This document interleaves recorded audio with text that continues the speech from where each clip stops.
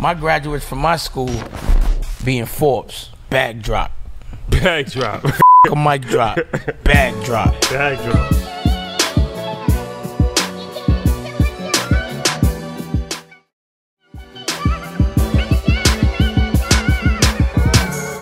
All right, guys, welcome back. EYL, biggest in the game. First and foremost, we gotta thank you guys for making us #1. That's a fact. It's a historic event. First time ever a black podcast reached #1 business chart. So yeah, thank you guys for that.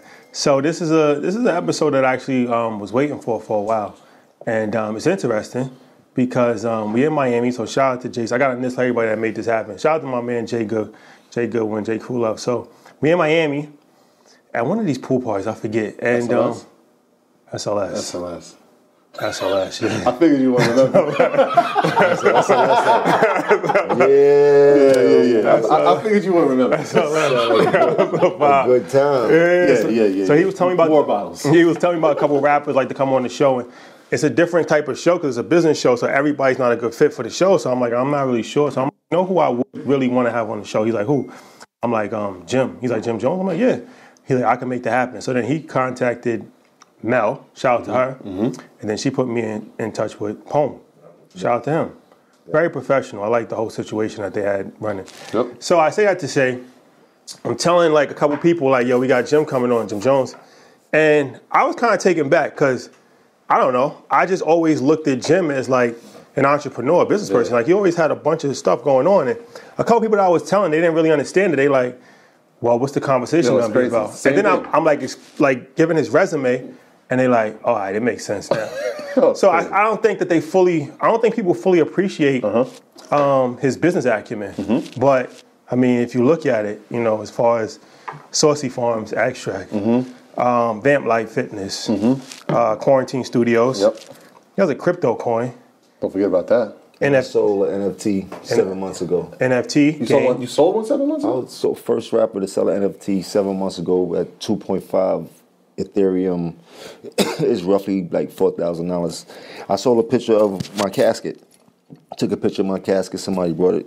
2.5 Ethereum now. It's like $4,000 in my digital wallet. Yeah. So I tapped the vein, and then I kind of pulled back, and I'm just trying to figure it out because I kind of take it like a digital baseball card, and then just got caught up in so many things, and then I start seeing like. It's back. Culture like, NFT. I'm like, NFT. So it's like, all right, I got some tricks up my sleeve for the next visionary. Yeah, but even before that, in music, like he started, if I'm not mistaken, as he was filming. He was the camera. He was doing camera work, right? Yeah, I did pretty much everything. Director and all that? For Cam, it's from security to management to video director to marketing to promo to anything that had to do with the diplomats and anything that you've seen. I pretty much was the one making the vision happen. And it's a vision that all of us put together, but the work behind the scenes and all that was a lot had to do with me. It was grind time. So like I said, it made perfect sense to me. And then once I explained it, they're like, okay, I get it. So I'm excited to have the conversation. So first and foremost, thank you for joining us. Appreciate it. Thank you all for having me. Yeah, for sure. I got to tell you the line because we live by the line that Cam said. And me and Shotty go way back. We've been friends since 25 years. And when Cam told him, I'm gonna get shit right if I spend my cake. Jimmy, I'm gonna get you up out of 5H. 100%. That was his line to me, like for years. 5H became like the school, and his thing was like, I'm gonna get you up out of school. And so we finally got me up out of 5H by doing this. He used to be a public school teacher in the Bronx. I said, that's dope, man. Like that's one of my dream jobs is to actually be a teacher. Oh yeah. You used to teach a class actually, right? Yeah, I had taught a curriculum for like 3 years. They let me teach it one time the first time I did it, let me teach it during the actual school. Like 215 was Mr. Jones' class. I was like, it was dope, and then they let me do it 2 times as the after school program. And it was funny because all 3 years my attendance was perfect. And actually more kids were trying to come to the program than anybody else. And I figured 1 or 2 weeks the kids would be done with the Jim Jones. Jones, but no, they were heavily intrigued. They kept at it. They did their work. They see something about what music does to kids, as far as just to be a part of it and learn things that they've been watching and want to be like in rappers and stuff like that. So I broke down a whole classroom into a fully functioning record label, marketing department, all the departments you could think of, and I bring in the head of each department from these labels that I knew to actually speak to the kids, and then I show the kids how to market and promote an artist from the moment he gets signed to the moment he puts out some music, and so forth and so on, and it's pretty dope. I actually want to start to do that virtually now. What doing this in Harlem or in the Bronx? What you mean? Where the school was? The school was in Brooklyn. Brooklyn? Actually, that did it, yeah. All right, dope. So I got a couple questions. First, I want to start with the music. So independent, you're still independent, right? Yeah. Empire? Yes. So, all right, can you break that down? Like, what does that mean to be an independent artist? Like, do they just distribute your music and you have to take care of, like, touring and marketing and all that? Or is it like a 50-50 type joint It depends venture? on what type of independent situation you're in. There's a few types. So Empire is a distribution, like, so they give you distribution, and they probably give you numbers from anywhere from 1585 split to 2085 split, whatever you can agree. And their job is to make sure your music is put up on all platforms, and they monetize the music so you could get paid every month. And if you can make $300 worth of music or sell $300 worth of music, then you'll get a check minus whatever percentile it is, and up forward. But when an artist catches a buzz with one of these records, Empire is compelled to give you label support, and sometimes your split might go to a 50-50 till you recoup if they put money on radio promo or video promo. Then at that time they can act as a label for you because you have a record that makes sense for the both parties to continue with, or you could just keep it how you want to keep it and just collect your money. And then you can sign to independent labels such as G.O.A.T, where the numbers might be a little bit different, but you're still an independent entity depending on how you strike your deal. But G.O.A.T is a label no matter how you look at it. You set that thing on fire. Yeah. You said that. It was people. I see what people don't understand is it wasn't setting Koch on fire per se, it was then setting the business model on fire. Right. That's what I'm saying. Because you had guys, the crew was on Def Jam at the time, and you had the independent thing, and it was kind of like, it's independent.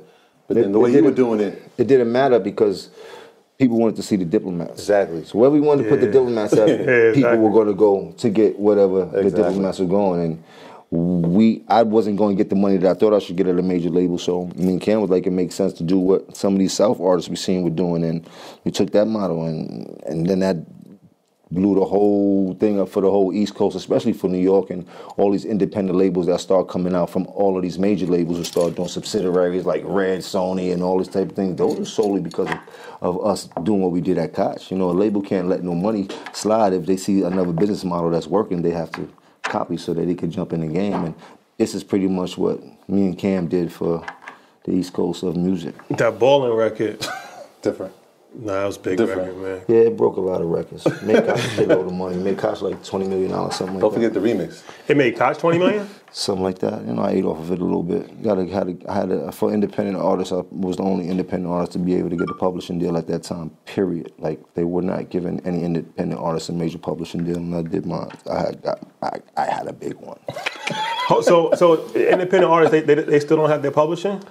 It depends if independent artists are smart. I'm not saying they don't have their publishing. Yeah. I'm saying major publishing, they don't give out publishing deals to most independent artists. Oh, okay. You have to be of some phenomenal success for them to really think that is worth it for them to give you a major publishing deal. And then most independent artists don't know how to retrieve the money off their publishing. And then you have different people that know. So I got a whole new publishing model. I don't think I'm don't worry, nobody's listening. I don't think I want nobody waiting outside for me. But in this next few months, I'm going to probably change the game on how publishing is seen and brought and invested in and all type of things. You've been right a lot, so yeah. I mean, I'm not wrong. I mean, I'm going to show artists how to get paid instantaneously on their publishing as soon as they create records. Yeah, no, that's good because remember Ryan Leslie, he was saying like how you got to track down for your publishing and like even overseas, and it's like it's a whole business just trying to actually get the publishing. Right, because every time your record's getting played, technically you should be getting paid from it. But if you got people playing it in Germany and people playing in South Africa, who's the person that's tracking all that? I mean, there's people that actually do that. There's people who get paid for that. And then there's people that are actually vultures for that because they know if publishing doesn't get claimed by a certain amount of time, they can claim it. And then if it don't get claimed after a certain amount of time after they claim it, they could keep it. Wait, so the The record label or just people in general. Just people just like, they never claimed it. Who's into that? Oh, business. wow. That's crazy. It's freaky. Wow. I don't know how they do it, but certain ththings like that. But I'm not into none of that. What I'm going to do is show artists how to get paid instantaneously off of publishing from the moment they create a record. I'm not going to go into. What's going on, y'all? Goat Fuel has completely revolutionized the energy drink market. It's formulated with clean, natural ingredients and is the only energy drink to use cordyceps mushrooms. Cordyceps help your body use oxygen more efficiently and have been used in Chinese medicine for thousands of years. Not only that, it's been known to help boost the immune system and reduce inflammation. So if you're looking for an energy drink that matches your style and represents your hustle, drink Goat Fuel. It only makes sense. Click the link below and use our promo code EYL20 to get 20% off. From one goat to the next. Cheers, family. Were you ever signed to a major? Yeah, I took a bunch of money from Sony. That was after balling. How'd that work out? Terribly. It was just an awkward situation. They were in the midst of doing business with Jay, and they didn't think that it was... Oh, yeah, I had some friction at the time. I mean, it was friction, but they didn't think that it was beneficial to Sony to have me sign to Sony and Jay doing business with him at the same time. So they gave me a piece of paper. I was like, yo, just sign this paper. You don't owe us no money, nothing. So that's how much money they got. Everything was pretty much a tax write-off. They didn't really care at them labels. They're not losing no money. This money's grandfathered in. They just collecting the interest and playing with tax money. So after you left Sony, I guess years down the line, you do reconcile and become part of Rock Nation.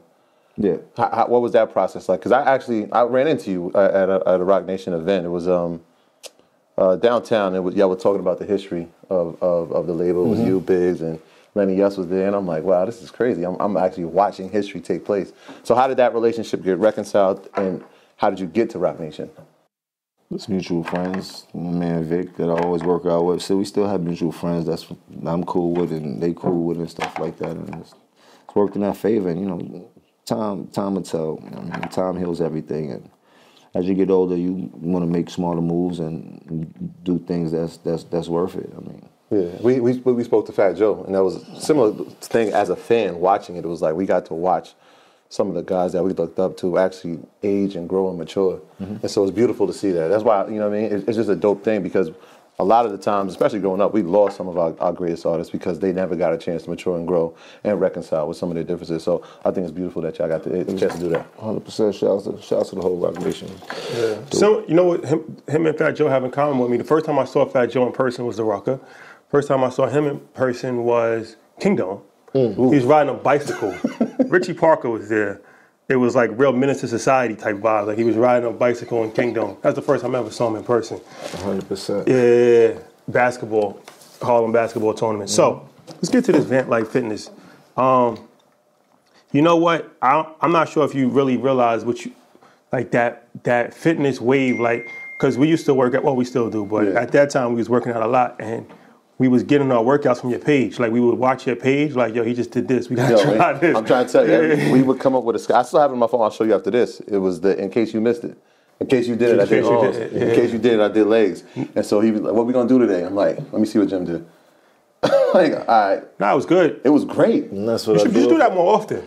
I had so much was going on, so I had your shoulder got twisted. Yeah, I was like, damn, what we gonna do? And everything. So I still got all the footage in my phone. Like I still work out at least 5 times a week, just editing it and putting it up. But I did a deal with Dana Pro for VanFit, a company called Dana Pro.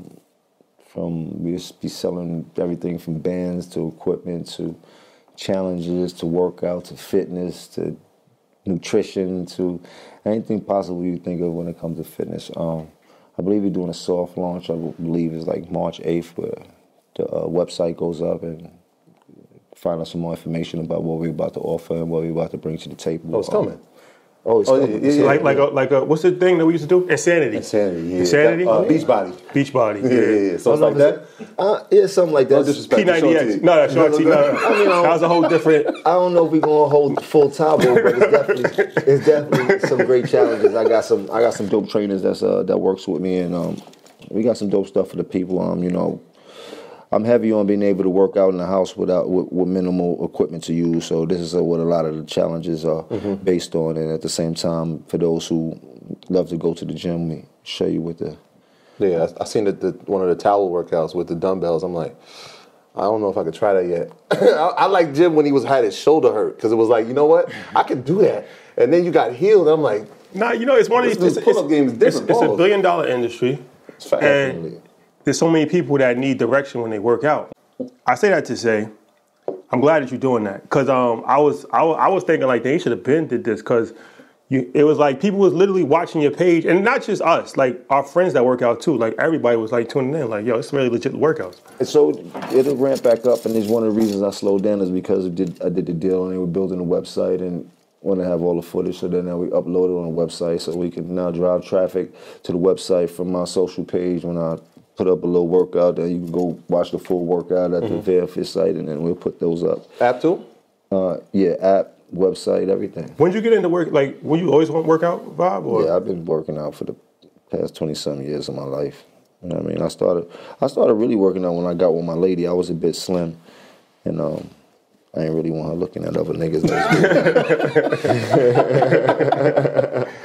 So I had to put some weight on.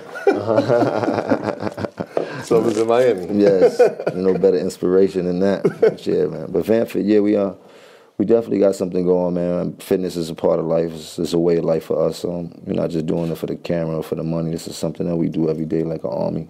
Yeah, so Vamp Fit is one thing, but Vamp Life is the clothing? Vamp Life is the overall brand. Vampire Vampire Life is the overall brand. And yeah, I have a clothing line called Vampire Life that I did a lot of merch to and things like that. So Vampire Life is pretty much what I've been pushing since I've been doing the Diplomat stuff. Then VL is all over the place. It's pretty much the enterprise of everything that I got under it, from the quarantine studios to the coin to everything. I want to talk about that, quarantine studios. What's the deal with that? That seems like a good idea. Another good idea. You got a lot of good ideas. Visionary, man. For sure. Good ideas is cool, but execution is everything. That's the most important part. That's what I've been blessed to do, is execute all of these ideas that I came with. Now, Quarantine Studios is twofold. One part is it's a platform built on services for artists and artists alike. I mean, for independent artists or established artists or even people who wish to render services from people such as DJs, rappers. So PR, management. PR, entertainment, lawyer, whatever you could think, publishing, or you can return your services. And then the flip side is we have a techie part, a platform that we've created, and I've figured out how to record virtually in real time with no latency, and I could add everybody to it, and I could record with anybody. And my engineer could be on the moon as long as he has Wi-Fi, and I ain't got to do nothing but get in the booth like I'm really in the booth. And that's for everybody that's on the screen. So how does that work? Because the typical thing would be studio time. So I'm wondering, is Quarantine Studios a subscription service? Well, I can't talk about my partner the partners that we have that's actually building it out. But I can tell you this is probably one of the biggest forms of movement in the whole space of the world right now, and it's definitely puts a smile on my face. But all these things you're talking about are all going to be built in from clouds and engines in the sky, where we don't have to actually use the space on your computer, and you still could get the full capability of the studio we have to. So all these type of things, we don't have to go deep into that. I don't want people to feel like I'm too much of a nerd. Gotta keep my gangster going, you heard? Yeah, we don't. At all times. But yes, we have people that's building out the whole platform, and it's going to make it very convenient for people. And this is pretty much natural progression, like from beepers to iPhones, and the wave of where the whole record industry is going to have to go. From the looks of things and everything being closed down, and everybody had to switch over to doing everything virtually. This is one-stop shopping. I mean, you got executives that could be in Cali and now look at an artist that's in the studio in Miami and watch him record, and if he likes him, you can actually sign the artist without leaving the screen. You can send a link, put the lawyer on there, and the lawyer pop up, nobody leave the screen until the deal is done. Shit like that, and I'm gonna have the auto sign built in, so it'd be one click of a button, and you could just sign directly digitally, and your career's set.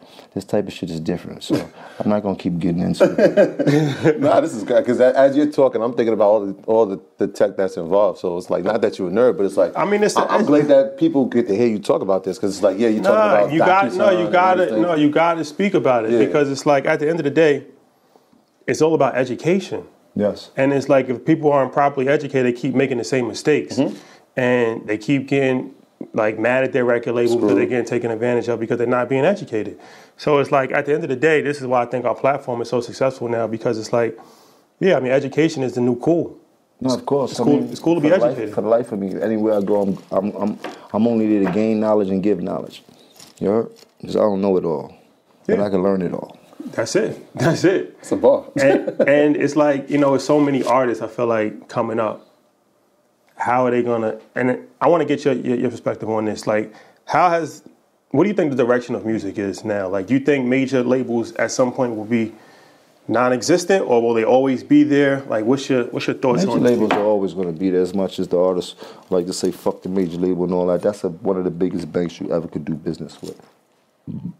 At some point, you would want to match a dollar.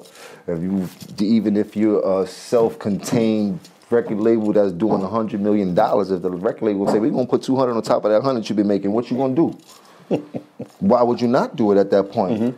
That money is non-recoupable. You ain't got to pay back shit once they put it in your bank account. They hope that you sell enough records to make some of this shit back. You understand what I'm saying? So I don't want the labels to go anywhere. I need one of the match-offs and things like that. But for most artists, I understand what they mean by fuck the labels. They come into the game thinking that the labels is here to jerk them, and that's so stupid, because you're only going to jerk yourself. You know the rules, man. You get what you negotiate, not what you deserve. So you better hope you can negotiate what you deserve. And that's just that. It's like when people come in the game and they give up 50% of everything, and then 5 years later when they learn the game, they riffing and ranting on the social media, fuck this nigga. But this is what you agreed to when you first came in. You dig? And there's a way smarter way to go about things than getting on the gram and saying fuck this nigga, because that ain't gonna get you your money back. You gotta be sound and you gotta be smart out here. And the industry is one of the illest games ever, because so many niggas I've seen get robbed, and that's all they do is complain about, but actually do nothing to actually get their money back. Yeah. So, but is it? And we have this discussion all the time. We talk about the music business, but is it really a business? Like the things that you learned, you had to go through to actually physically get that lesson, right? There was no book, right? So, like, is it really a business? It's definitely a business. It's one of the biggest business moving liquid out here. It gets no bigger than the music business. But the thing about that, it's no different than the crypto space. You can create your own rules within this music business. The more you gain success and the more you become an influencer, the more they let you do what the fuck you want to do. And if you're smart enough, you're building a blueprint that people going to follow that makes you make a dollar. That's why the game is so ill. Of course it's a business. You dig? Now, does the business have a heart? Hell no. The business is built on discouragement. Period. You heard? You got to be strong-minded to make a dollar in the midst of this music industry. That's why there's only a few of them that's making that type of dollar. I think what you were talking about, Chris Guy, you were talking about, right? It wasn't that he said it wasn't a business. He was saying that it's not run like a business, where it's like you can just become an executive just because you know somebody. Like, but what constitutes us saying this is how a business is ran if it makes money? If I run my business from the house smoking weed and I'm making more money than the way you run your business, then whose business model is better? That's true. True. It's in the eye of the beholder. Yeah, it's fair. That's true. That's fair. Fair point. Good point. You heard? Like, you could go to work wearing a full suit and I could go to work wearing a t-shirt and still make more money than you. Well, you can wear hoodies. Whatever. That's right. It's the same difference. So it all depends on the eye of the beholder and what people consider business. At the end of the day, business is about the dollar you make, right? That's a fact. Yeah. So I'm listening to you talk now. I'm like, this guy's a professor. Is part of the quarantine studio, is there an education component where you're teaching these things? These things, yes. There's going to be education components on many things on quarantine studio, starting from engineering, because now it's not just being in the studio. You have to learn how to engineer virtually. So we got a whole engineering school for engineers that want to come on and learn how to be engineers, because pretty soon in space I'm going to have thousands of engineers to occupy the space of all the studio sessions that these kids are going to start doing virtually. Yeah. So I have to train all these and even train the kids for where they could just do it in their house on their own instead of going on and paying for an engineer. And then, like I said, the music program, I would like to put it back up and do that through quarantine studios. Everybody that we have working on it, from Mel, she does like tutorials for lawyers that come under her and that we could use on Quarantine Studios, or Chanel, who's my head publicist, is over there. She does the same thing. So it's like, and right now we're at the beginning stages, so we're more of the trying to acquire people to help run this machine, as opposed to giving lessons and things like that. And then once we have every man on the ship that we need to make this bitch cruise, and then we'll start giving the lessons that need to be gave. Your son's doing engineering, right? You was teaching him about that? Yeah, when I first bought the rig, my son is real dope at computers, and I pretty much know he could do anything if it has involvement with a computer. I'm like, I need you to learn how to engineer it while I set this shit up. So I got Guru, Jay's go-to guy to help. Sunny Digital, a few people I actually got on and showed him a couple of tricks, and he learned it like that. So that's a skill that he has with him when he go to college. Technology. They brought me iPads. They brought me. I'm using. This is it, man. He's a tech guy. I use yellow pads. Nah, I use paper too. I can't. So everything that I do, I have to write out. Except for music. I don't use a pen with music. But everything I do, I have to write out because the way my brain is running. So I have to kind of see it. So I got big pads and shit like that.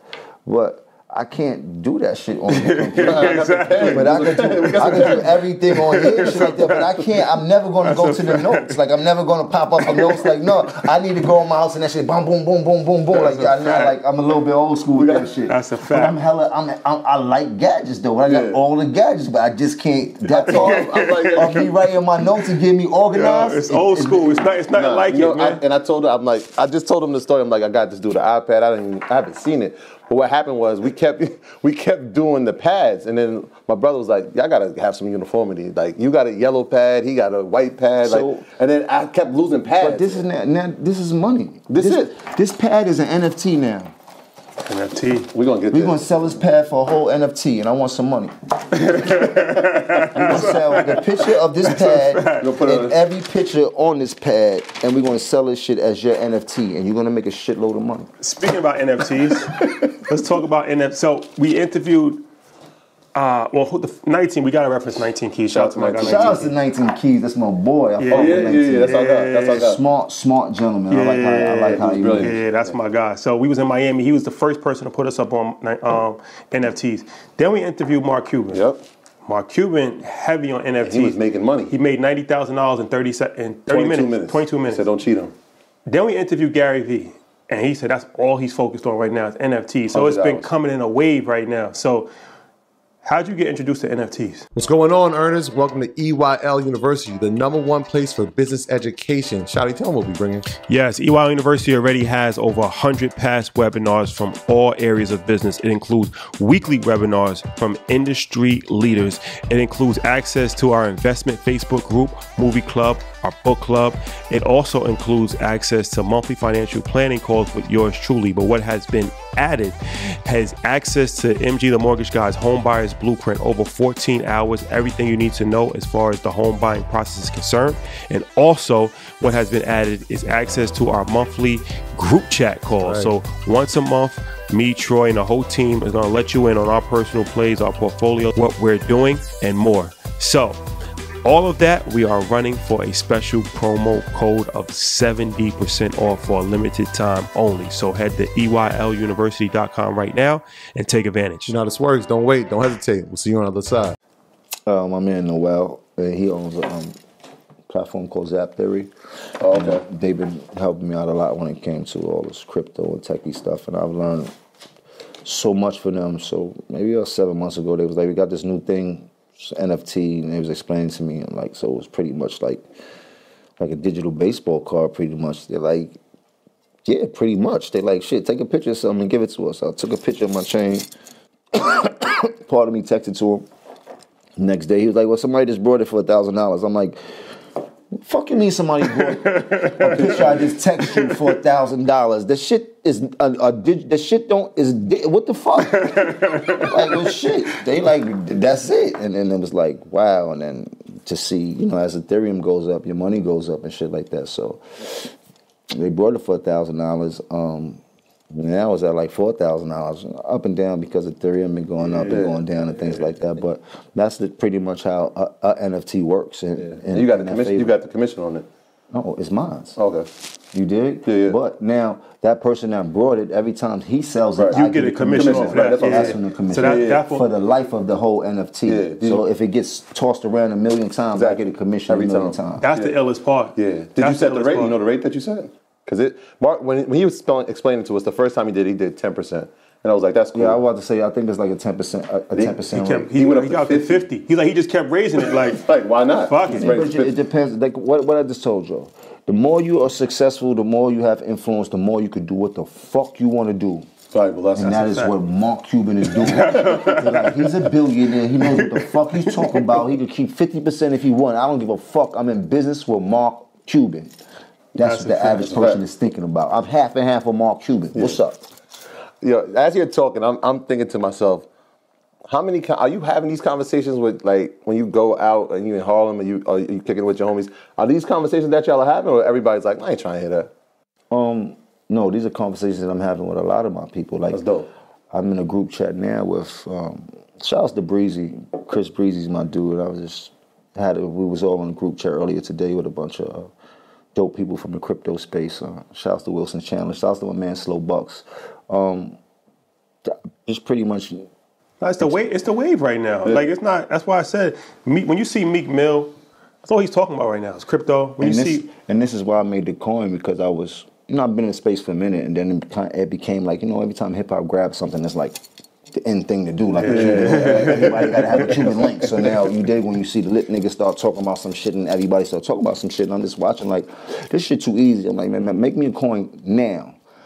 I said, people keep talking about all the shit they doing. Clubhouse, whatever the shit is called. Clubhouse. They all on there. I've been on there a couple times. They all on there talking about this shit, and everybody's just talking about this shit. I'm like, Pone, I need a coin now. I don't like talking too much. I don't like talking to people too much, especially stupid people. I'm like, you know what? I need the coin. I'm not into investing in stocks. I don't know how to invest in stocks. And I was telling this to somebody the other day, but I know how to create a stock so that you can invest in. And here we go. Now I have the Capital coin. Yeah. You know what I mean? So what's the science behind that? Well, I plan to start with my own ecosystem within the culture using this social currency.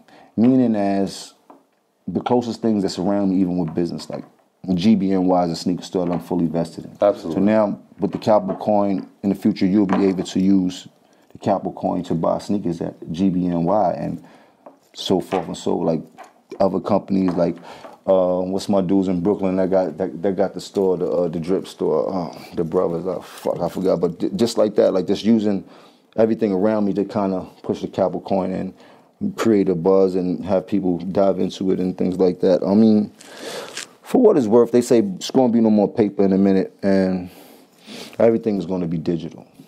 So at that point, where we stand as the culture is we're the power. So you have people like Elon Musk who can say whatever he wants, and these rappers think that he's fucking God. But what they're not realizing is that he's using the power of our culture to fuel his whatever he thinks about whenever he needs it, because he knows who has the power. It's the culture. Anything we grab hold of, 9 times out of 10 is going to be successful and prosperous.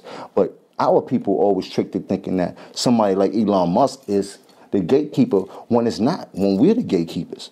You know what I mean? So I created Capital coin in hopes that our culture understands the power of that coin, and not saying I'm the only one that has a coin. Like, shout out to Lil Yachty, shout out to Lil Pump, shout out to Akon, but everybody has their own way of how they doing it. Like, some people just solely relying on their success for that coin to make money for I'm hot, so this will get hot. I'm using my coin as real social currency so that we kind of have our own dollars that we can spend the same places that Bitcoin is going to be spent, the same places that Mark Cuban said. Now you can use Doge to buy tickets. So you understand? You're on it. I'm in the space, so I understand what's going on. So I want to be able to use Capital coin to get Mavericks tickets too. Like, you dig? Like, But we the culture, and we have so many things that we could use in avenues. Like, we have black people that listen to rap that own dentists.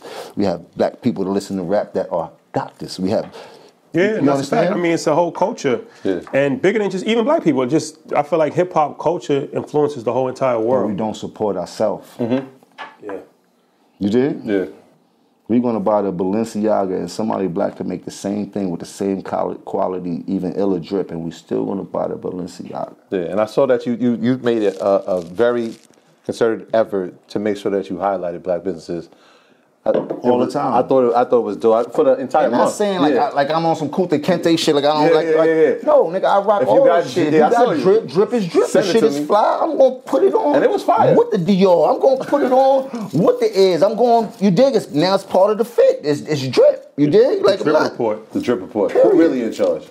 Please tell me who's really in charge. Please. Shouts to Hey, yo, Reebok, man. That's a Did you that's a fun trademark show. the foot tap? Yes. I knew you did. I knew you did. Foot tap is legendary. I saw, and shout out to everybody in Texas, but when they had the snow, it was nothing but the foot taps. I'm like, yo, Jim foot Jim tap. got the Foot taps tap up. is every like Foot tap is that legendary. shit- every week that shit goes crazy. It's funny. Viral. We actually on third season on that show. Next week we start the third season. So shout out to Diddy. Shout out to everybody at Reebok. So Shout out to Detavio. It's my guy. So it started as, I mean, I was watching you on Instagram doing it, and then they saw it, and so it's an actual show that every Friday? It's a weekend show. It's Weekend a show, It's a okay. weekend weather show every Friday. So you could watch it Friday, Saturday, and Sunday. It repeats, and then it's on YouTube. And shit like Can I that. keep it real with you? What's up? My wife gonna kill me. It was cold this morning, and when she put on them Uggs, I said, "Nah, we doing this." She's gonna kill me. I hope you don't hear it. I said, "You can't go outside. Somebody gonna see you." And you always talk about Uggs, baby girl. I was like, somebody gonna see you. But being this yo, you got me thinking. I'm like, yo, somebody gonna see you. You like your baby girl, your Jerry girl. Nah. She took them off. You got to think twice. Yeah, she You gotta took them think off. twice. She took them off. Nah, it's just Appreciate that. No, thank you. Trip responsibly. Not Trip responsibly. I like that. That's the next report. 100%. I'm stealing that. Baby girl, watch that Jerry curl. For real. Do none of that wet sauce, none of that gelling, none of It's that. nasty out here. Yeah. If you got them Harlems on, you're gonna slide down the street. Don't do it. Yeah. It's slide like you in the bowling alley, boy. You better chill out. not with the crypto. So it's integrated vertically because I know you said that also you could use it for the quarantine studios too, right? Yeah, so right now to actually acquire crypto, we acquired a Capital Coin. What we've been doing is every Monday I have like these launch parties where we talk about crypto and people ask me questions. Like on Zoom? No, actually on the Zap Life space, Oh, okay. and they have a space that's like a entertainment space similar to Zoom, where multiple people will come on and we talk back and forth about Capital Coin, what it means, what I'm trying to do with it. People ask me questions, and then there's packages that people go to buy to acquire the coin instantaneously during that event. And then right now, if you have Ethereum, you could actually go and purchase the Capital Coin straight with the Ethereum. And then in the near future, you'll be able to purchase the Capital Coin with your credit card. So Zap Theory is the only place you can get it? Yeah, it's on right the now? Zap Theory platform, but it's on Ethereum base. So Yeah. it's currently at a cent right now, which I'm pretty hyped for because a cent is a cent, a penny's a penny. We've seen a lot of these, some of these coins less than a penny. Yes. Like So they haven't- 0.00. Point Yeah, a tenth of a penny. We had a penny, and I want to say I sold through these events maybe like $40,000 in Capital Coin so far. So I'm just trying to keep it organically for right now, and just getting people involved and letting them understand what I'm trying to do. And I got a lot of fans. I got my own little ecosystem myself here. So Cultural icon. Yeah, that's a fact. Cultural icon. And I'm thinking like now, like if you can start integrating into some of these larger platforms, a Gemini or a Kraken or even a So what Coinbase we or plan on something. doing is at least selling more than half of the coins before we actually start to get involved with these other platforms. You got to circulate. So how many in supply? That's the next question. 100 million. 100 million. 100 million. Jim's is like- he's really in the space. This is a functioning coin. I believe in it. I'm going to get some. Please do. Capital Coin. Please, Capital Coin. Please do. On Monday we got the next seminar, so y'all could just tap in. I'll make sure Paul and get y'all tapped in so you could just come on. I would love for y'all to speak. Okay. There's people just asking questions in general and things like that. And I'm not the smartest person. I know a lot about nothing, so I kind of can finesse my way through some things. You know what I mean? So El let's talk Capo. about the sneaker store. How'd you get involved in that? GBs? Yeah. Personal friends, Lil Bucks. Okay. 12 years ago, 13 years ago, introduced me to G's. She's at the Coliseum. Indian kid, they Sikhs, young kid, just loved his energy, and our relationship grew into a brotherhood, and been helping him and his family with the sneaker stores for the whole time. So, you know, when it comes to that, I'm heavily vested in that whole sneaker industry. Definitely. And that's another thing. I think Fat Joe, it's a different level. Mm-hmm. But I would challenge anybody against your sneaker collection. It's different. I watched when you went through the boxes. I'm like, you just gonna throw those like it's nothing? Like, see, I mean, I don't really care about sneakers, even though I love sneakers. At that. You heard? I'm like throwing them like. I like to wear new sneakers every time I come outside. That's always been my thing since a youngster. Just watching my uncles coming up, hustling and staying fly. So sneakers was always like a pet peeve to me. But the best thing about it is that I don't really give a fuck about them at all. Period. Like. City girl, period. Like, with a T. Period. With a T, nigga. They cool, they just sneakers. That's it. That's a fact. Let me ask you this. So who gave you the business acumen? Like, as far as like the business structure, like how'd you learn all this stuff? Like you know, you got the crypto, you got all of this different stuff. Who'd you follow? Like, who was your mentor? Who was the people that actually you said, okay, this is how you move, this is how you get a company, or did you just learn it on your own? Mistakes is my mentor. That wall I kept crashing into. You dig? The game is to be sold, not told, so these people don't tell you shit. And their advice don't be worth a shit neither. You heard, it's hard to take advice from a nigga that never know where you going and never been to any place that you've been to. You dig? So a lot of the lessons I've learned was by making terrible mistakes or making wrong decisions, and with all that knowledge from learning from my mistakes is what got me here. Plus, I'm pretty good with common sense. You dig? A lot of people lack common sense. They think they have it, but they really lack it. Common sense, not common. Yeah.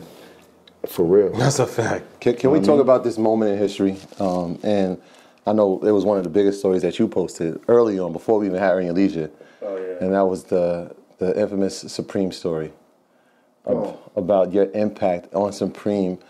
And I don't know if there was compensation, but y'all definitely for me, was the first that I had ever seen it. Just took it to the photo shoot, him and Santana? Him and Santana. And I saw you posted the other day for his birthday.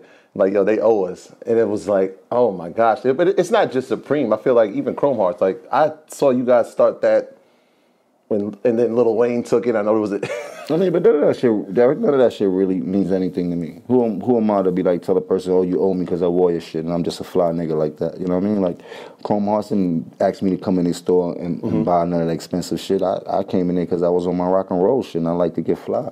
It's the same like Supreme. They had a bag. They paid us a bag. They did their job. Y'all want to take a picture for us? Here.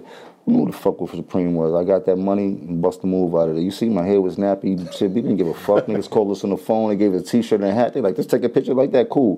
Where the bag at? We out. So they did it, and they did the end of the deal. Me, I just like talking shit because I know the type of influence that we did give them. I know what we did push them to, and that's another thing with the culture. Like, what I'm saying is, just like we push Supreme, we have yet to really push ourselves to that type of level. Yeah. I won't say that like we've definitely pushed Virgil. Yes. We pushed Virgil to the top of the format when it comes to the That's drip. a fact. I would say he's one of the black people that we did support when it came. He's kind of like removed himself from that culture though. Like, it's which culture? But it's still black. Yeah, no, it is. But like, even like Christian Louboutin, the guy's black. He is black. Is he? Yeah. You wouldn't know that. I've seen him a few times. He's from France. He's black. Okay. But it's not like considered urban. You know what I'm saying? I think Virgil's on. He's on that line of urban. What is considered urban, boys? We didn't go to the Gap back in the '80s because it was urban. No, I'm saying like, you know when Rockaware. Yeah, but I know, but you're not listening to me. Rockaware made money off of creating the look that they thought hip hop looked at. We didn't wear that shit. I never wore Rockaware at all because I'm not from the middle of the country. I'm from New York. I'm going to buy the shit that Rockaware was emulating. You heard? I'm going to buy the real Averex. I'm going to go buy the real Parasuco jeans. I'm going to go buy the Aniche sweatsuit, the velour joint. I'm going to go buy the real elements that make me fresh. The Sean Jones what Rockaway was doing was feeding the middle of America, and they got rich off that shit. Yeah. You know what was the #1 clothing line for a long time? Paco. You know why? Because Paco was built making everything that hip hop was making. Paco jerseys, and they were the #1 clothing line for years and years and years. I had Paco jeans. You heard? I never had Paco jeans. My dad was doing credit. So let's not get caught up in this streetwear and urban shit, because we never dressed urban in our life. We never went to it was no urban stores. What urban stores it was back in the day? It was Nautica. We went up in the Naughty shop. That was on Amsterdam. We brought all the Naughty sweatshirts with the double pocket and the zip. What happened? That was when Gap had the Gap classic shit. What happened? We didn't go in no urban store. Polo, always been Polo. Tommy Hilfiger, always been Tommy Hilfiger. Mm-hmm. Which urban store did they have exactly back in the day that you talking about?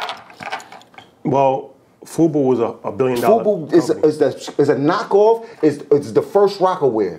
Yeah, but you can't deny their cultural influence, though. They didn't have no cultural influence. Who wore that in my neighborhood? Nobody wore Fubu in my neighborhood. No, but Y'all got this fucked up. Let's remember what these things are. They were smart enough to make money off the hip hop culture because they were part of the hip hop culture. Yeah. We're going to create a clothing line that looks like hip hop, so all the white people in Middle America can make us rich. Niggas didn't wear Fubu. Tupac wore Fubu because he got a check. These artists were Fubu. LL got their biggest check. That was like Let's not forget this. Niggas didn't win no fucking Fubu. In the Gap. And no disrespect to Fubu, because that nigga is a genius. They made a lot of money. Getting Sharp Tank and all that. But I didn't wear Fubu. I don't give a fuck how much money it made. You wore Sean John? Didn't wear no Sean John. Didn't wear no nothing. Why? I'm going to go get the real velour shit. Nah, the Sean John joint was fly. Sean John wasn't the velour. What was the first velour you rocked? All right then, it wasn't Sean John. So let's get to what we're doing. Like, let's not forget what Sean John and all these clothing lines were created to make money off the hip hop culture. We didn't go to no stores when it was Sean. What? Nigga, it was Mark Buchanan, Pele's, Soda Clubs, Butter Soft. Like, it wasn't no fucking urban nothing. Puffy and them was from that era. They took that era and made it into Sanj and John. They took that era, made it into Rockaway. They took that era and made it into Fubu, because white people love hip hop so much they was gonna buy all those clothes. Period. Down south was heavy Fubu. Yeah, down south and them shit, but with the Fat Albert shit. Okay. When was that was a mockery. That was a mockery. When did this start? In 96? Yeah, mid-90s. It started going crazy. You did? Everybody had a clothing line at that point. That shit wasn't out in 94 when we was in high school. Nigga, Iceberg, Moschino, Cool G. What you talking about? What urban is y'all talking about? Said Parasuco. What's up? Hobo jackets, the dude Hobain that made those jackets. Which urban y'all talking about when we was younger buying clothes? Where? Tell me, just name them for me. Well, we did name them. Because those are emulations of what we were buying. So why would I buy the shit that I'm going to buy the real thing and look drippy in? So then let's spin it back to Virgil now. And Virgil's doing the same thing. When he does the streetwear look and all, he's bringing it all back 360. It's just a little bit more drippy and it looks fly. I like it. What happened? He's doing the same thing. Now he's making big baggy jeans and shit like that. That's back to this whole True Religion and all that type of era when the shit's covered the boots. He did the CNN album with him and Drake when they had the... Once again, when you have the influence and the success, they let you do what the fuck you want to do because you're the leader. And once you're the leader, people are going to follow. I forgot True Religion. Y'all played a part in that too. I made True Religion. I didn't play a part in that. I made True Religion until they told me that they was only going to sell me free jeans and not a check. And that was when True Religion was over. Remember that. Cultural icon. Jimmy, I'm going to get you up out. 2 Chainz couldn't save True Religion when I said it was over for True Religions. Remember that. And this whole shit was built on True Religion. It's a dub. We ain't wearing that no more. They ain't fucking with us. The same way Jay was like, Cristal, W. You heard? When they wrote me that letter, we don't do that. We send you some free jeans. Oh, you got me fucked up. Well, guess what you ain't gonna do no more? You ain't gonna be part of hip hop no more. True Religion is out of here. Sell them in Macy's. It's fact. Yeah. It's fact. The only thing I buy at Macy's is underwear. You heard? Polo tees. shit like that. And if they got the polo section, you get the polo sweat. You definitely go to Macy's to get a polo fit. 100, they got the real polo section there. You definitely could always go to Macy's for a good polo fit. But don't be start wandering around to all these, like, I catch you in Macy's and you... If I catch you in American Rag, you try to do something slick, like, boy wasn't that polo, right? Like, that was... We caught you in the Levi section. Shit is crazy, Jack. You heard? Send your stylist in there for that, man. He'll figure jacket. You get a he'll figure jacket. It gotta be spicy though. You can't just really. Not just. It's been a minute. It's been a minute. No, he'll figure always has good jackets. We can't. We're not gonna do that. It gotta be spicy though. Yeah, spicy. Yeah, spicy. Oh man. So. Let's we got way so far off track. I don't know where the fuck we just went. I was like, okay. Who's really in charge? What the fuck is in this, really? A finer energy change. Shout out to Jerry Rice, man. Jerry Rice, the greatest football player of all time. I said that, bro. The greatest? I said he's the greatest. I can't argue with you on football. I got a few football players I like. Let's talk football, though. I'm not really the biggest football fan. I'm like when the Giants won it the last time when Baldwin was out. Then before that, when man Sims won it like in '86. Phil Sims? Like that. Yeah. But that's one of my personal friends right there. Oh, you know Phil Sims? Yeah. Shouts to Sims. Shouts to his sons. All that. Oh, okay. Yeah, 86 and 90. Mm-hmm. They beat the Bills. Mm-hmm. But you're part owner of the Richmond Rough Riders. Yeah, I was. How did that come about? You just being. I'm just trying to do something. Fuck it. See, all right. So here's how I think. I got a chance to perform at a Super Bowl at the what they call them teams, arena football. Okay, yeah. We went there and we performed. I'm in there. That shit is crowded. I'm like, damn. It's like 10,000 people in here. What the fuck going on for this? I'm like, yo, Pong, what's up with this shit? Tell them niggas we want in. I don't want no fucking money. Tell them keep that money in. I want ownership in this shit. Like, so my thing is now these stadiums could make $500,000 a day just on tickets alone on a Saturday in the daytime when rappers just waking up. So in my mind, I'm like, and I told this to plenty of rappers. I'm like, yo, I could get y'all a team. All the rappers get an arena football team, then y'all niggas could cake up and come twice a year, do a halftime show, make like $400,000 off the attendance alone. That ain't got nothing to do with pretzels and Sprite and Pepsi. You know what I mean? Yeah. You're owner of a real team, and we really could create our own thing when it comes to the culture. And now having arena football teams that I would love to go see Meek Mill playing Future's team. That shit gonna be lit in that stadium. Yeah. Especially if they know Meek and them coming to coach and all like, nah, I'm in there. I know halftime gonna be dumb. Yeah. So this is how my brain thinks and shit like that. But you know, everybody, one thing I've learned is that the things that I want to happen is not what you might not want to happen. And I had to learn that a lot in life and shit like that. As brilliant as I may see or the dopest ideas I might see and shit like that, sometimes it's not gonna work when it's not me as the principal to push them. I would always tell my homies, but ain't nobody listen. Yeah, well, everybody doesn't see the vision. That's it. That would be dope. Now I'm listening to you saying, I'm like, yeah, why couldn't they do that? People gonna arena football is big, and they have they have their own Super Bowl situation. It's a subculture. When you add sauce to it, yeah.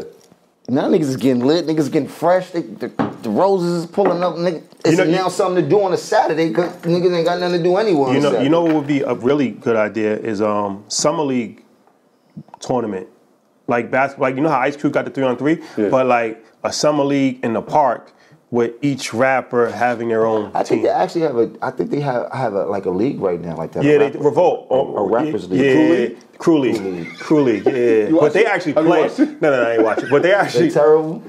It's like 8-foot rims. No, it's legit rims. Nah, so it's Swali. If it go 8-foot rims, I'm in. Yo, Sway Lee. I'm in. Shit like that. 8-foot rims. What? Nah, it's crazy. 2 Chainz in the league, actually. He's actually in the league. Yeah. 2 Chainz know how to play. Yeah, he could ball. But I scored like 35 on 2 Chainz at the Dipset TRU game a few years back. They won by like 3 points. You said you scored 35? Yeah, ask 2 Chainz. I went crazy on them in the second half. He looking like, you sure? I went crazy on them in the second half. Me and my man Don Nitty got in the game and went wild with me. I said, oh yeah, we turn it up. Hey, how? Yeah. I'm from Harlem, boy. You know how to get busy. We start clapping the ball. Exactly, yeah. time to go. Oh, we missed that this summer. Oh boy. Yeah, hopefully Dykeman will open back up this summer. So, Saucy Extracts. Right. What's your involvement? Saucy Extract has roughly been around going on 5 years. Okay. It took about 2 years and some change to get all the legal stuff done. And then we've been in operation for about 2.5 years where we're actually in like upwards of 200 stores, 200 dispensaries in California. And then we're legal with California and Oregon. So you're the owner, you're the co-owner or the owner Yeah, of my it? partner. Oh yeah? So, Yeah, I'm not an ambassador. the only way. But I got some dope ass partners. Shouts to my man Alex, Paulie. If you go on the site, it's all you. Something like this must be his. No, it's a partnership. But I'm grateful to be a partner in something such as this business. Very lucrative. So we were talking to Al Harrington, and he was putting us up on game. Obviously, he's huge in the space, and he was saying how tough it is to get. It's like 1% of ownership is black in the marijuana business. And there's all kinds of like loopholes. Like in New York, I think you got to have like a farming license for 25 years. Something it's just crazy. Ridiculous. $25 million of capital. So how was your experience like getting up and running in the marijuana business? Was it hard? I was blessed. I didn't have to do nothing but be who I am. I'm an opinion leader in this game when it comes to smoking weed, and that's been like that for years. You get the weeds, Wiz Khalifa, Snoop Dogg. Think about niggas that smoke in New York or the East Coast, you want to say Jim Jones. And that's that. I've been smoking gas for half my life. You heard? Connoisseur. Exactly. You heard? The finer things in life. Yes. Yo, I told my man, I was like, yeah, we got Jim coming. He was like, yo. That's some saucy on me right now. He was like, I'm like, oh man, this is it right here?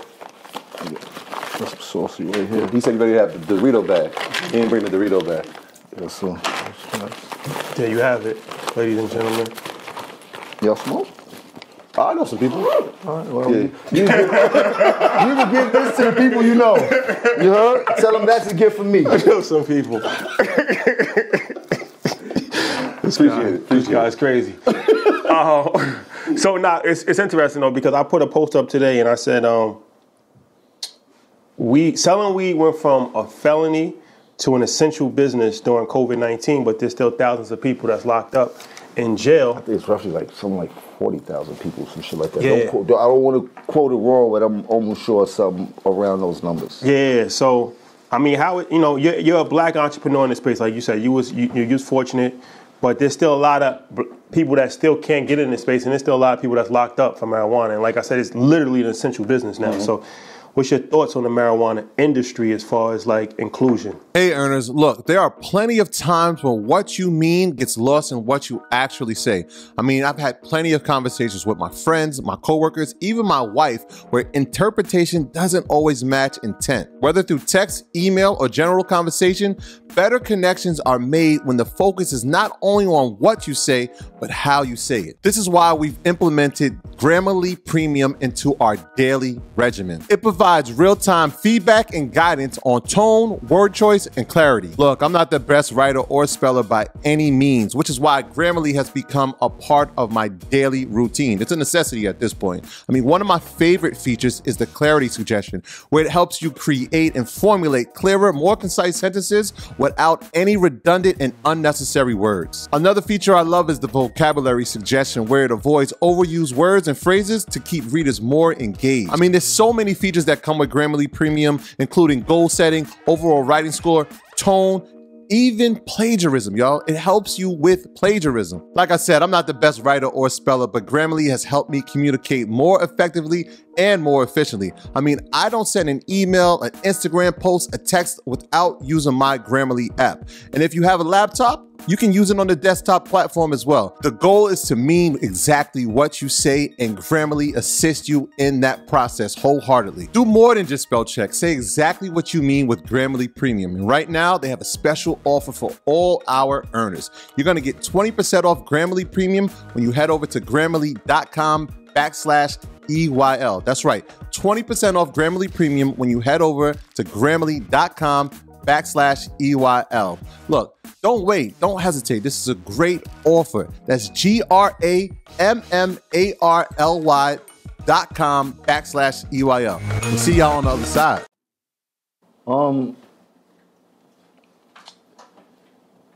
For one, we need to free everybody who's locked up on the marijuana charge right now. ASAP. They need to come home, and I know there's a lot of things that's going on where they've been freeing a lot of people who's still locked up for these bullshit charges at this point. For two, what the government has been doing, especially in California, they have these equity programs for some people that's been locked up, they get given the opportunity to come out and start a marijuana business, which is dope. But what they don't tell you is that to start a marijuana business is still a costly thing. So even if you are awarded this equity program, you're still going to need financial backing so that you can open up a store or dispensary so that, you know what I mean, your license is worth something, so you make some money on it. But the fact that they started with the equity program to give people who's been convicted of these crimes of marijuana to now allow them to do business in the legal marijuana space is dope. They got a couple kinks they need to wrinkle out and things like that, but I think they need to add that to every state that legalizes the sale of marijuana. For starters, I think that's the least they could do. You know what I mean? Besides freeing everybody that's locked up because of the tree. What do you think all right, we in quarantine, we still in quarantine, and most musicians make a lot of money off touring. How do you feel about the future of touring? Because I think, who had that virtual concert? Tory Lanez on YouTube? Tory Lanez did one. And then a few people. Travis Scott did one. It's a few people. Well, he did it on the video game. That was crazy. A Boogie did one for YouTube. Yeah. What do you think? You think that's the new wave, or you think some people was like, there's nothing like in-person experience. They got to get back to that. Pretty much, they build in a space where we can virtually do anything we want, including concerts or whatever ideas we have, and so exactly. And so we on target. I mean, the back end was the biggest money we can make as an artist. It was the most lucrative money we can make, and in the midst of the pandemic, we lost that. So there was a lot of artists that's been panicking, and I know that still a lot of artists that are panicking because it still hasn't come back to where we know it to be. This is why Quarantine Studios were created, not out of a panic, but out of a hustler's mind that, listen, I'm not used to not getting no money, and I like the lifestyle I like living, so let me figure out how to use my artistry to make a buck. By using my artistry to make a buck and not being selfish with myself, and I mean from selling 2 bars to 16 bars to anything in between, has made me a substantial amount of money. And from then, I took that model and I invited other artists, DJs, and rappers to help them make the same type of money that I was making from the business model that I chose and things like that. So you got to be creative out here. I mean, shit, because one door closes, that's it? You gonna leave? Fuck that. I'm gonna get on the fire escape. I'm gonna climb in the window. I'm gonna go to the back door. Everything gotta be no more options for me to say that I'm quitting or I'm leaving. You dig? There's no way around that. So for artists who feel that they stuck, you got to think outside the box. And if you don't know how to do that, you better figure it out. Fact. Period. And when you want to go to that concert, you're going to use the capital coin. 100%. Big fact. 100%. So now I'm putting out an EP as an NFT. Oh, we just said that. We just said that. And I'm also going to put out an album that you only could buy with the capital coin. 2 different things. Breaking news alert. We got to get the EYL NFT. Yeah. We should take Just to do it. Because I'm thinking I was thinking about the Supreme picture. I'm like, that could be an NFT in itself. That is. Remember we had this conversation. No, the NFT thing is it's a real thing. It's a real thing. And then that thing will go viral. We got to do ours. Headshots. Pause. It's a space where you can create anything you want. You just got to know what people want. What people might be into. Or what they deem valuable. Yes. And there's a lot of value in a lot of things that are around you if you have the influence. That's true. That's true. Especially I feel like somebody like Jim, some people transcend music. And like we have this debate all the time, like who's the biggest group in New York? Dipset. Well, yeah. So we can't say it without. Yeah, that's always in the conversation. Well, yeah. No, I mean, we want to debate. Biggest group?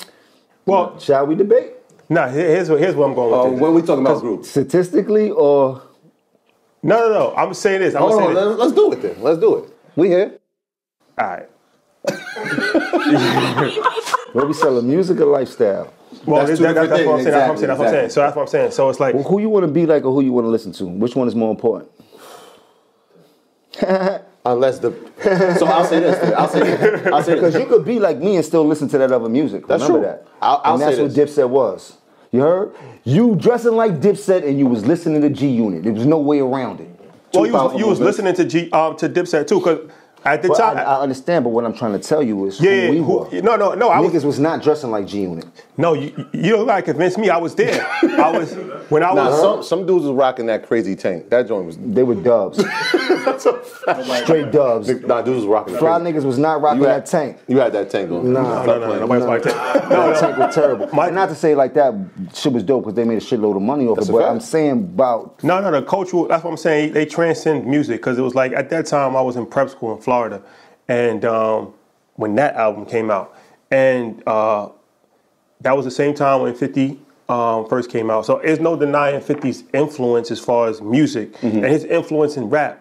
But the movement of Dipset transcended music. It was different. It was like, even to this day, people still dress up as them for Halloween every year. It's one of these things where it just became a cultural, you know what I'm saying? It's different. No, it's different. It's bigger. Like, even like, obviously, you know, hometown heroes, shout out to Styles and Kiss. Musically, I don't think anybody's really, nobody, Jadakiss is one of the greatest rappers of all time. Fact. Hands down. Hands down. But, I mean, cultural influence, Different. not really the same. Yeah. No disrespect, it's just not the same. So, I say that to say, the NFT thing, like, they got a bunch of stuff where I feel like Santana's bandana thing, like, that's a NFT. Like, you know what I'm saying? The pink thing. Like, you know what I'm saying? There's so much stuff. The chains, and we was wearing the chains on the jeans. There's so much stuff that I feel like are like memorabilia. Yeah. Cultural moments. Yeah, that's just, you could just live. But you say you're the greatest group, period. Yeah, who's greater? Our favorite was NWA. That was me and Ken. Is Wu-Tang considered a group? Or is it a super group? Nah, that's a super group. You really can't say Wu-Tang is a group. See, Wu-Tang, but once again, it was the music. I didn't dress like Wu-Tang. Nah, Whoa, no, we can't do that. Clarks? Ghost and Ray. The Clarks. No, Ghost and Ray changed the whole culture. Nobody dressed like Ghostface. Raekwon.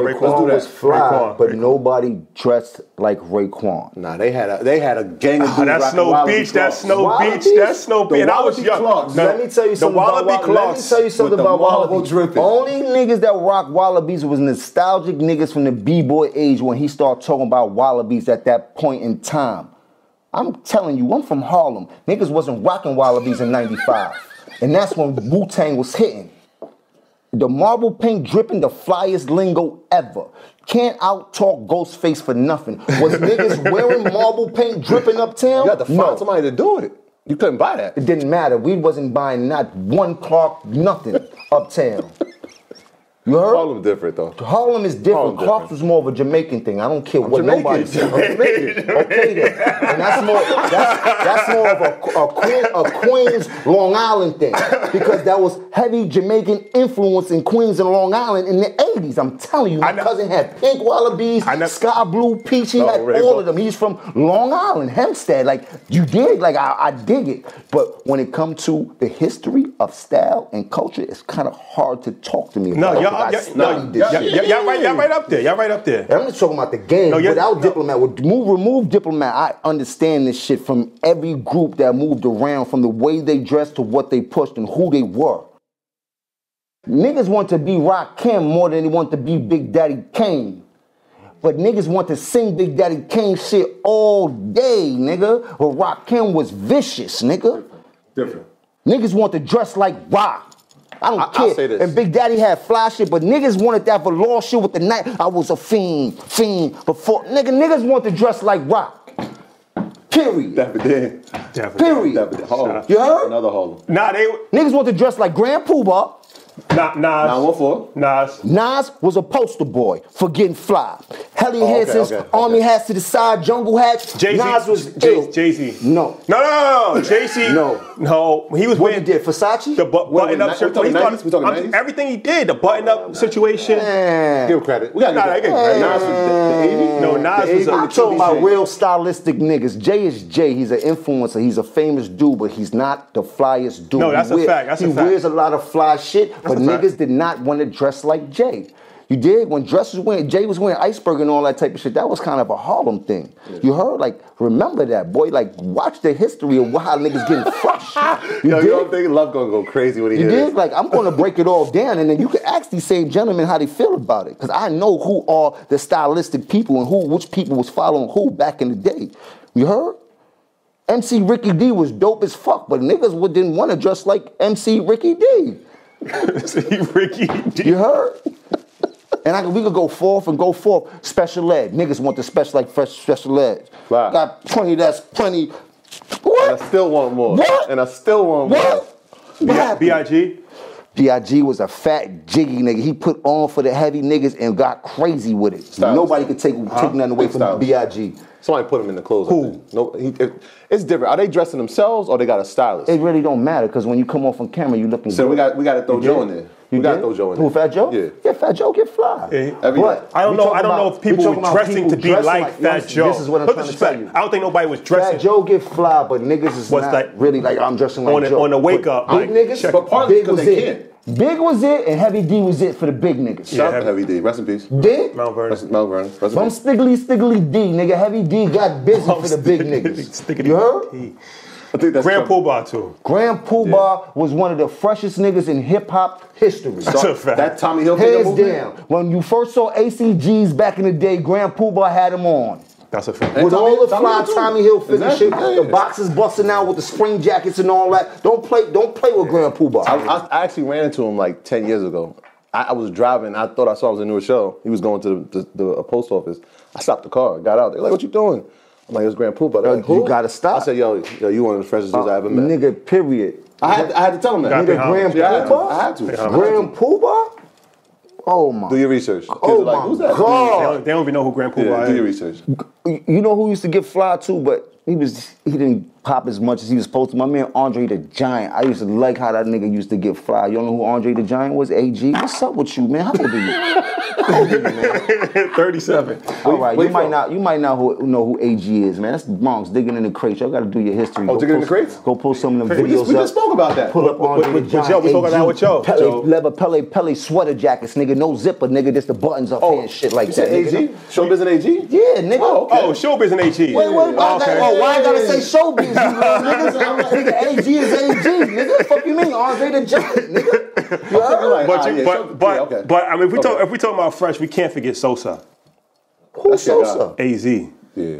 One of the flyest. One of the Niggas flyest want to of all. dress like Nas, though. AZ. But that was his partner. That was his partner. in crime. Okay, but one of the AZ We're flyest. talking about what niggas want to dress like. At that era, AZ got fresh, but niggas want to dress like Nas. Niggas want that Helly Hansen. Niggas, you heard? You didn't have that Helly? You was a dub in high school, nigga. The fade. You heard? Fade. Nas was fly, nigga. He had the motherfucking rugby shirts and all that shit. What these niggas get? Yo, man, listen, man. So where's Ye at in that? Ye is not a fly, nigga. He knows that. He makes sneakers. He said he knows Ye's new generation. The new generation. Man, Now, who he played- dresses like Kanye? What whole does generation Kanye of dress kids. like? Nah, whole He, generation of kids. he inspired. They wear his sneakers. Nah, they was doing I mean, Cam had the backpack, pink the polo. backpack. He said that. But the backpack, raps He and started the whole backpack. What backpack? The backpack? The Louis Vuitton backpacks and walking how around. Niggas been buying Louis for years in fucking hip hop. Now he's responsible for Louis backpacks. I understand what you're saying, but Kanye wasn't a fresh nigga. He wore fresh sneakers. He made the freshest sneakers. But really, who got up to dress like Kanye? Tell me. Be quiet. Tell me, nigga. You got up like, I want to dress like Yeezy today, nigga. He dressed crazy. like kids younger than us though. Yeah. Like They want his sneakers. They was doing that mohawk. They was doing all types Lil of Wayne crazy- too. They was all But stars. that's them. Yeah, We can't say Wayne without them. No, I know. But I'm just saying, Wayne. There's no Young Thug without Lil Wayne. There's not Uzi a Vert. bunch of these littles. There's none. But nobody That's really music. want to dress like Lil Wayne. They do want to dress like Young Thug, though. Lil Wayne was dressing like us. Young Thug got a whole generation of kids that follow him 100%. I like him. 100%. He's the only one that could get away with he get away with and sell them type of records that he sell. That young man is a rich, stylish motherfucker. You did. You got to understand what he's at in this era. Took it a little too far. Took a little too far. Though. But he scaled it back. Yeah, he said the most gangster shit ever. What's that? He said he scaled everything back because everything he did was a calculation. But his son didn't understand what he was doing, and that made him to scale everything back so his son to understand. He got confused. Yeah, but what about other people's son that didn't? Listen, that's not his responsibility. His son is his responsibility. And by him being responsible to understand what he needed to do for his son, you could see that on camera for other people to understand how he scaled it back. Are you putting Uzi in this category too, him and Thug? Because they wearing women's clothes, because they said they bought all the men's clothes already. Listen, I don't like Uzi, my man. Diamond Head is crazy. That's a whole nother wave. I don't know where he went with it. He's on super futuristic, bored. I seen a lot of niggas bored with money, but that was the stupidest boredom that I've seen in a while. You know why he did it? Did you hear? He was with Fat Joe. He said he would have put it in the ring, but he knew in his mind he would have lost it. So he put it in his forehead. I can see if he pressed that shit, if he pressed it, and then the car would have pulled up. Or he disappeared. You pressed this shit and like. Listen, man, to each his own though. You did? Shout out to them, man. We at a point in this rap business where some of these artists are making so much money that it's like possibilities like fuck it, whatever we got going on. Yeah. So shout out to them because I would say Young Thug and Lil Uzi pretty much are the leaders of the new generation. Travis Scott, yes, 100%. Yeah. You did, but what I mean by is like, and there's a million of them that's successful under them. Yeah. But they all, that trio right there, these kids go crazy for. Like they like, oh, my shit is like, I had to learn how big for they music was. or the style. I believe for both. For both. 100%. I'm gonna put my God Baby in there too. Lil Baby. Oh, Little Baby's the Baby too. The Baby. Wait, hold on. Both. Little Baby. That's my guy. Influence of the year to me, but it's a different influence than a Young Thug and a Little Baby is a dope boy influencer that's always going to hit inside our culture. You dig?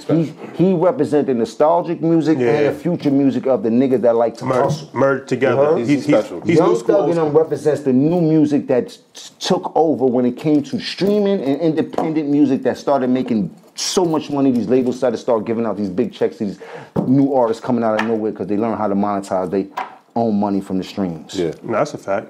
Are you still at A&R?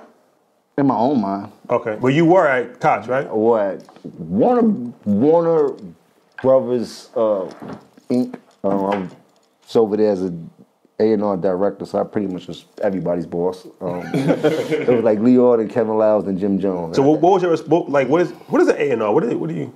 It's a bullshit title for somebody.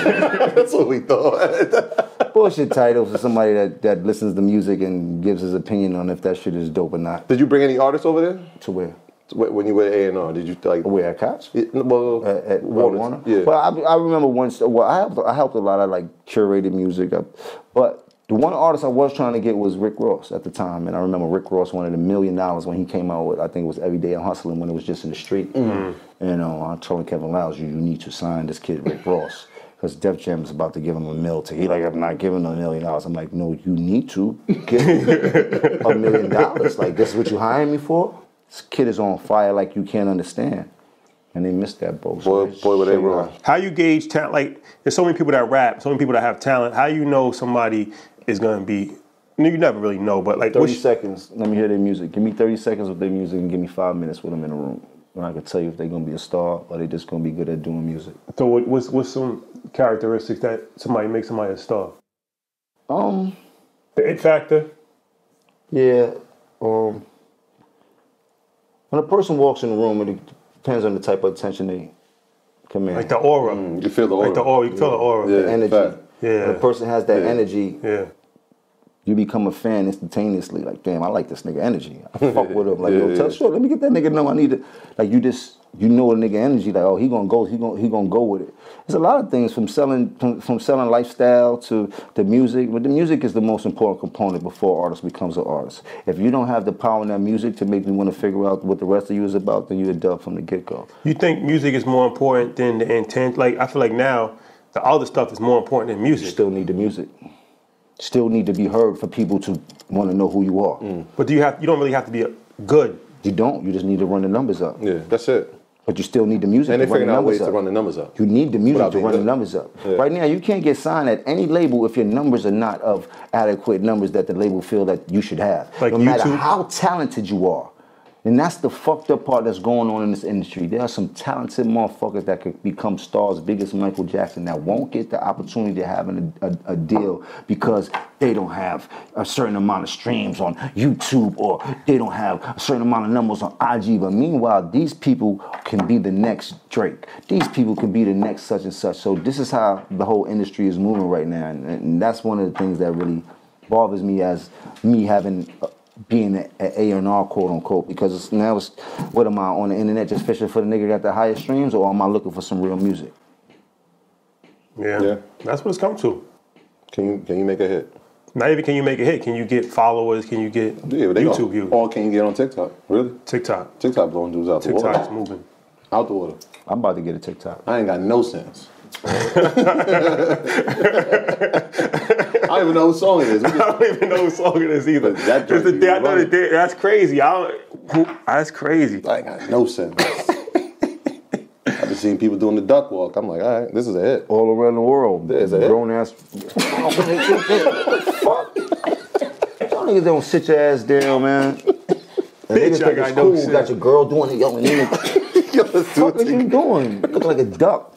Call me. Give a fuck how much money you got. I'm not going to be running. Fuck out of here. Jim. Been a pleasure, my brother. Yeah, you're going to give me some trouble. We'll clean it up. Don't even worry about it. Oh, man. Troy, any last questions? I do, man. As a sneaker guy. Hip-hop question? Well, I just want to know top 5 sneakers. Top 5 sneakers? Top 5. Yours. You say you don't care about sneakers, though. He do. He cares about being fresh in them. Yes. After you wear them, it's whatever. Yeah. But what's your favorites, like your top 5? Jordan 6s. Okay. Jordan 1s. Hot top forces. Strap.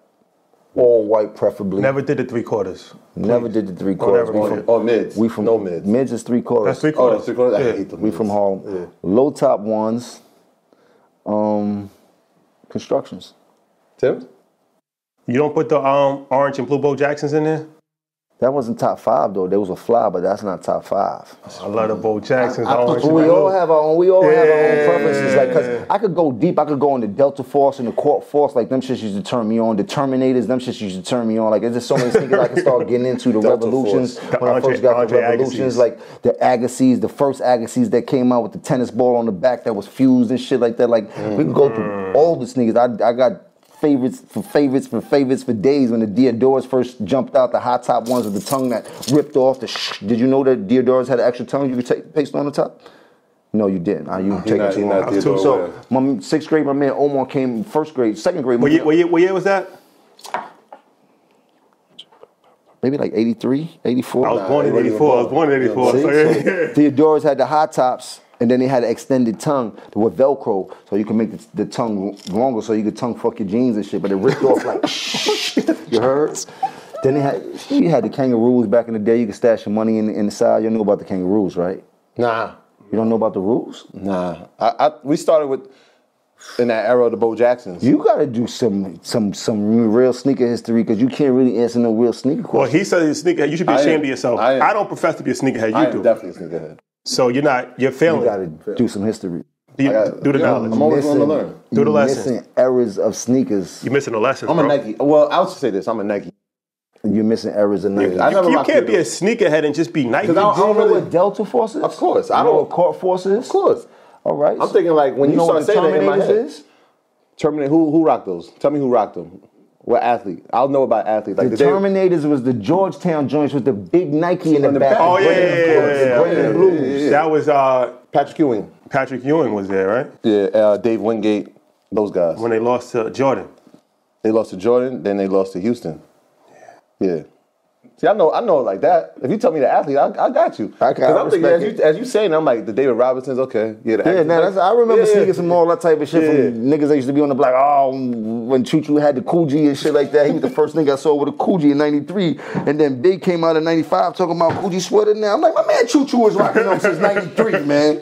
11th grade, his mom shit was 400. Talk about 400, almost fainted. Like, the sweater's 400? Like, no way your mom brought you 400. He like, yeah, some rich shit. It's called a Coogee and shit like that. She brought this for me. My uncle got ones and all that. Then Tunnel Biggie started talking about him. My man Choo been here having Coogees, nigga. What's up? Jim, hip hop question. Harlem. Top 5 Harlem rappers. Top 5 Harlem rappers? Harlem. I got 5 right now. I got 5 too. I got 5 right now. That's Jewels. That's your favorite rapper of all time. Jewels, Cam, Big L, Herb McGruff. And myself. Yeah. I would put myself at the top of the list, though, no disrespect. I'm busting right now. You know what? You're the most improved. You know how the NBA they get the most improved award? Yeah. I feel like for like 10 years running. No. He's consistently gotten better. Yeah. Because I remember on Cam's first album when you made an appearance, and to see the growth from then to now, it's actually pretty remarkable. Yeah. He's only because most rappers get worse as they get older. Yeah. He's one of the only people that have ever gotten better. Like dramatically. It felt like it was like most rappers never hustled when they was younger. Did you always? Were you a rapper at the start, or was it just like that kid like get on the track? You could tell he wasn't a rapper. Yeah, I was like, you could tell he wasn't a rapper. I learned to rap because Cam and Mace was making a shitload of money, and he was like, "Man, we teach you how to rap." You left that guy out the top 5. Mace? Yeah. Yeah. He's a dub. He too wishy-washy. He ain't really got no real Harlem stories. I could, you know what I mean? Herb McGruff. He's been a rescue mission for a long time. Rescue mission. You heard? But shouts to Mace though. He definitely did a lot for Harlem. Like he might not be in my top 5. Yeah. Played a major part. As far as the influence and pushing Harlem to be recognized in the world through our music, Mace is probably the biggest rapper at that time for Harlem ever. Yeah. I mean, ever. Yeah. You know what I mean? At that moment in time when he blew, there was nothing was like that what him and Diddy did. Yeah. Period. That was crazy. Retarded. That was crazy. Retarded. Motion picture. Retarded. Motion picture. You dig? I will not take it away from Bethel. That's what I was like, yo, you called it out. It's been so long since I heard you call it Mace. Hands down. But you know, I grew up with all these all these gentlemen. It's a legendary time. Yeah. Nah, that's I would put my man Neek. In like if it was a 6-man. Like I'd put my man Neek Bucks. Neek Bucks? Yeah, I would put him as a 6-man. Remember we met him? In the top 5. Yeah. And there's a few other ones. I like Dub get crazy disrespectful behind the Mike Device from Harlem. But I'll say the 6-man. I haven't really got into his music too much. I like Dave East. Dave East is definitely. I like Dave East. Dave is dumb nice. He reminds me of that 90s retro. But Dave is like a hybrid, so I can't really just be like he's all Harlem. Queens too? Yeah, you got it. You know what I mean? He's a hybrid. You can put him in the Queens category and shit like that. You know what I mean? Yeah.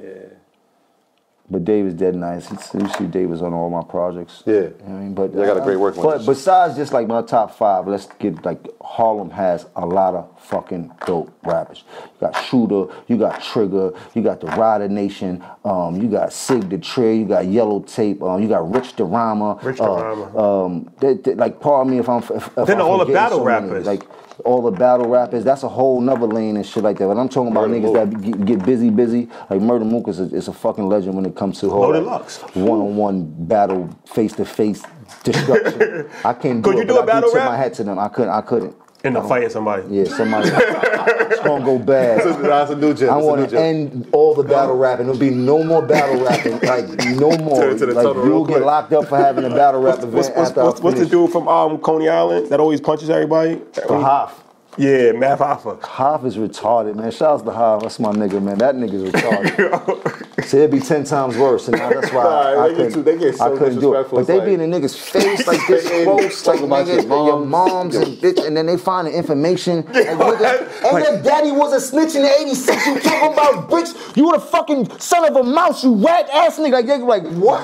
I got your child support paperwork. And they pulling it out, bitch. You ain't paid this shit in 9 years, nigga. Like, what? Yo.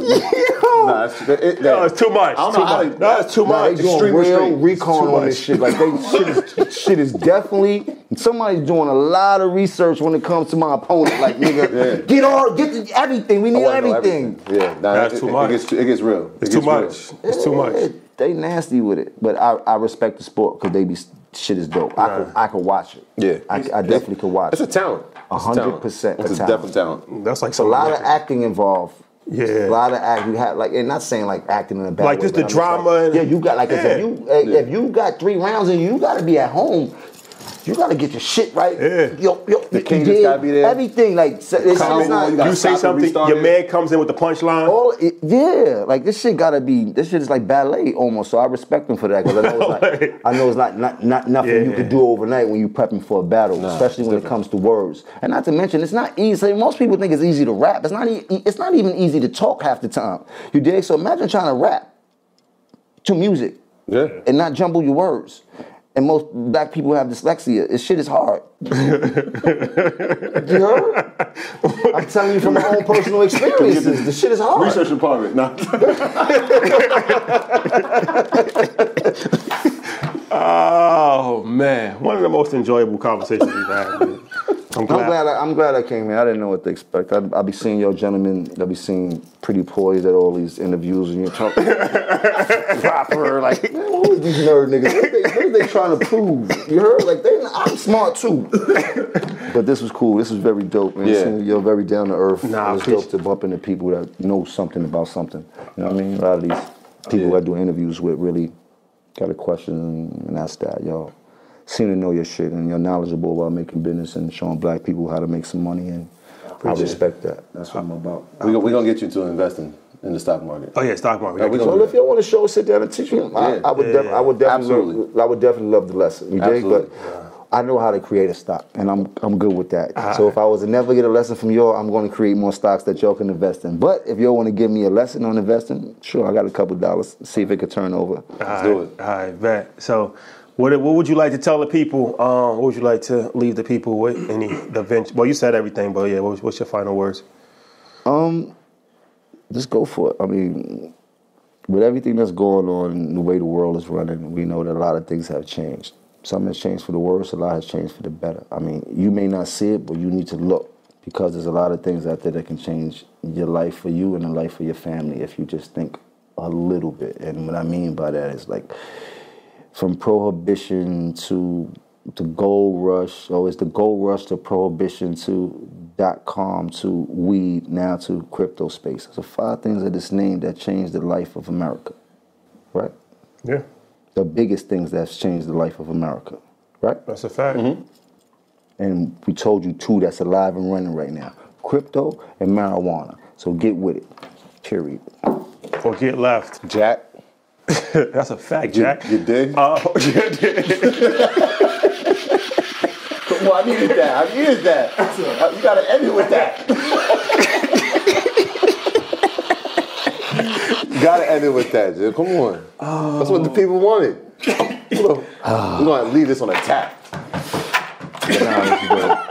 This was dope, man. Troy, housekeeping items? Yeah, shout out to everybody on Patreon.com. Y'all know that's our Proud to Pay program. Everybody as a tier 5, you obviously have access to EYL University, the #1 place for everything business, finance, and entrepreneurism. Shout out to all the earners that are on there, and shout out to everybody that's been supporting our merch. I got the tracksuit on. Shawty got that red. I don't even have that red, man. Shout out to Ben for putting out that merch and everybody that's been rocking it. We greatly appreciate you, and thank you for everybody that's been patient with getting that merch. Yeah, and I just want to say this was dope for me, man. You know, before anything, we was hip hop fans. We grew up on hip hop music. Mm-hmm. So, like I said, that album right there was something that I listened to literally every day for 12 months straight. And these guys played a major part in the culture And you know, anytime you get to actually have a conversation with somebody that you've listened to and has helped shape your life is extremely you know, a humbling experience. We don't take it lightly. So I'm ready. It's playing in my head right now. Jim Jones and Sesame Bone, Santana. Don't make me feel too old, though. Nah, but I appreciate that love, man. That's what you do it for, man. You know what I mean? So. For sure. So, all right, guys, thank you for checking us out. We'll see you next week. Peace. Peace. My graduates from my school being Forbes, bag drop. Bag drop. A mic drop, bag drop. Bag drop.